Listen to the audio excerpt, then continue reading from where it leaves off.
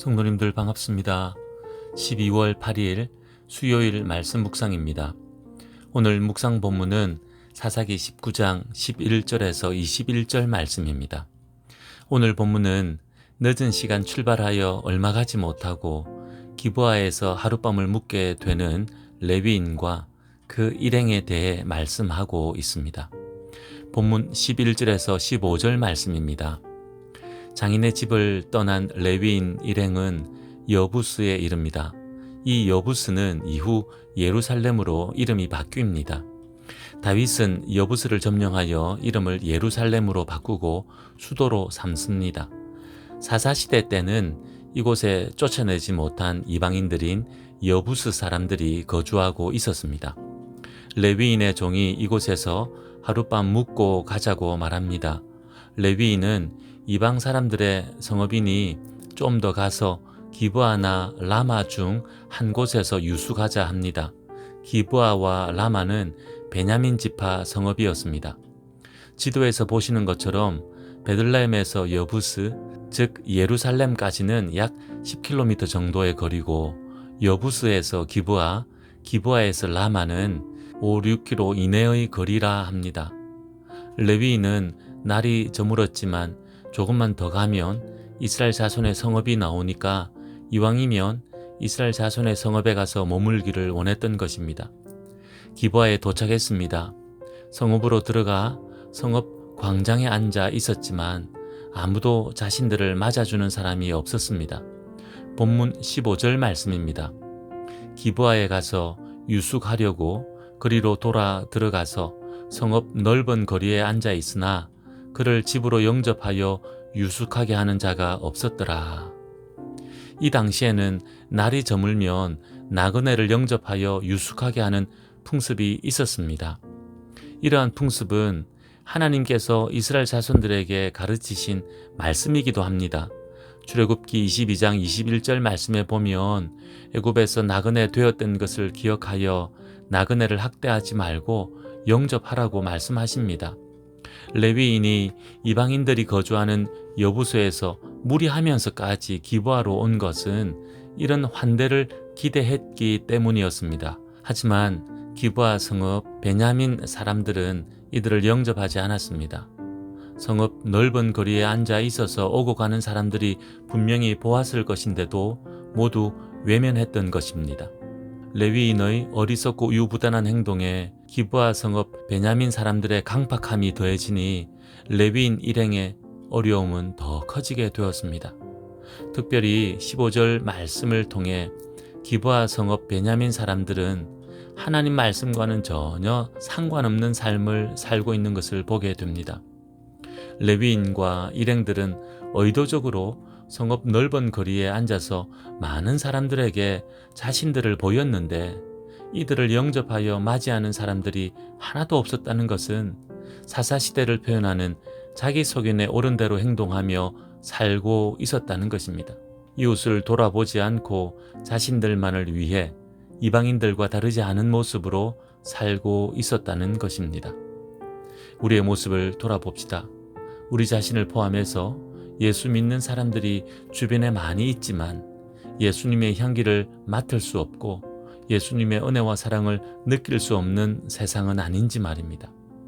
나그네를 향한 은혜와 사랑을 기대하며 레위인은 무리해서 기브아 성읍까지 갔지만 그곳에서 만난 이스라엘 자손 베냐민 지파 사람들은 하나님의 말씀을 잊어버린 지 오래입니다. 하나님 말씀을 머리로는 알지만 자기 소견에 옳게 보이지 않으면 쉽게 불순종하며 살고 있습니다. 이방인과 다르지 않은 모습인 것입니다. 우리도 종종 그러합니다. 우리의 이름이 드러나고 교회의 이름이 드러나는 것들에는 기꺼이 헌금도 하고 헌신도 하지만 그렇지 않다면 굳이 애쓰지 않습니다. 수고하지 않습니다.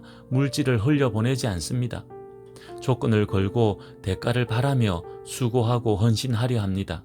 주는 것이 있으면 받는 것도 있어야 하니까요. 이처럼 세상적인 가치가 우리에게도 교회 안에도 가득 차 들어와 있지는 않은지 돌아봅시다.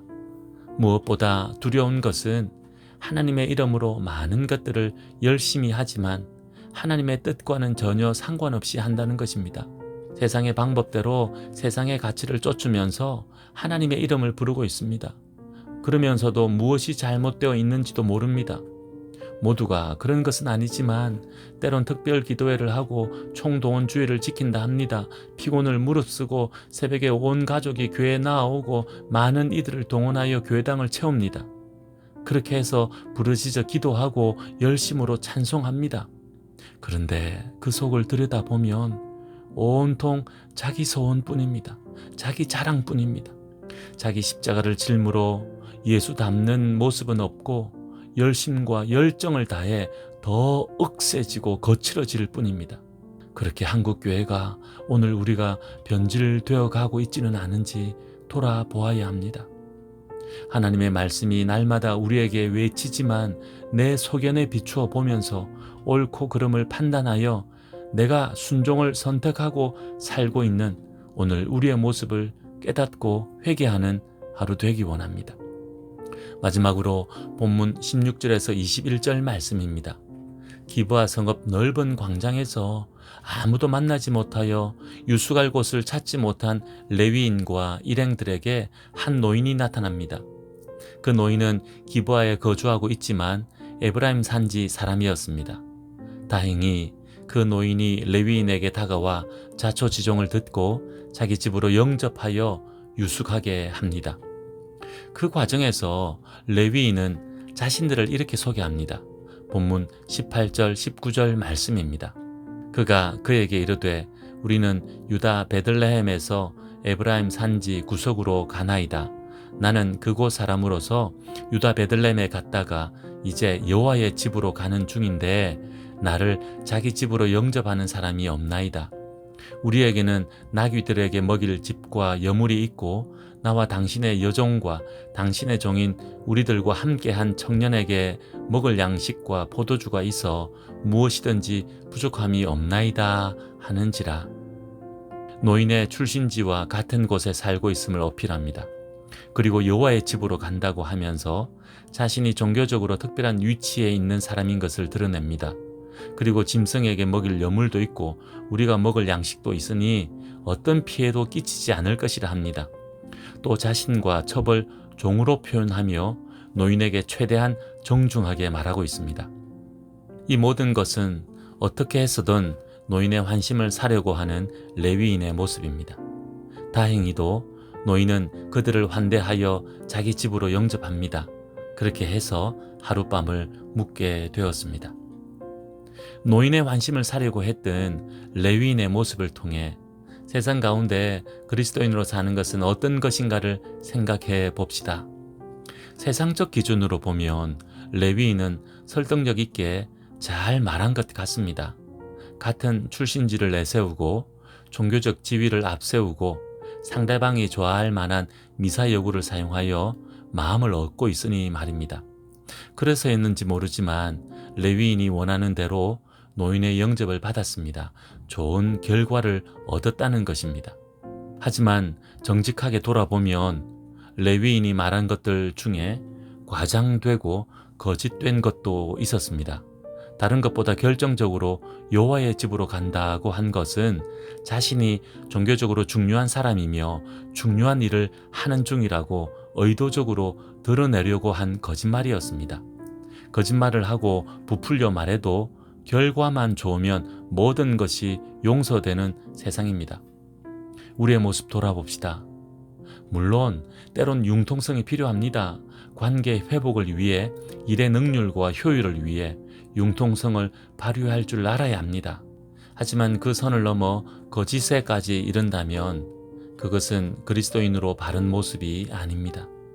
세상을 살아갈 때 지혜롭게 처세술을 발휘하여 좋은 관계를 맺고 좋은 결과를 얻어야 합니다. 하지만 그 선을 넘어 거짓과 과장이 일상화된다면 그리스도인의 향기는 사라지게 될 것입니다. 그러함을 기억하고 지혜를 구하는 하루 됩시다. 지혜롭게 살아가는 하루 됩시다. 기도하겠습니다. 하나님 아버지, 오늘 말씀을 통해 하나님의 백성들이 말씀의 가르침을 떠나 세상 사람들과 똑같이 살고 있는 모습을 봅니다. 그 모습이 우리의 모습은 아닙니까? 우리에게도 그런 모습이 있다면 깨닫게 하시고 돌이키게 하옵소서. 세상의 방법을 써서라도 결과만 좋으면 된다는 가치가 우리에게 있습니까? 하나님의 가르침이 무엇인지 알게 하시고 그 가르침을 따라 살게 하옵소서. 예수님의 이름으로 기도하옵나이다. 아멘. 오늘은 드림교회를 위해 기도하는 날입니다.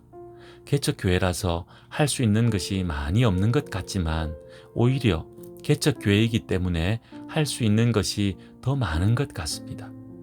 하나님의 뜻을 깨닫고 순종하여 함께 교회를 세우고 공동체를 경험하며 그리스도인으로 살아가는 이와 같은 많은 일들을 온전히 감당하는 드림교회 되게 해달라고 기도하는 하루 됩시다. 오늘도 믿음으로 승리하십시오.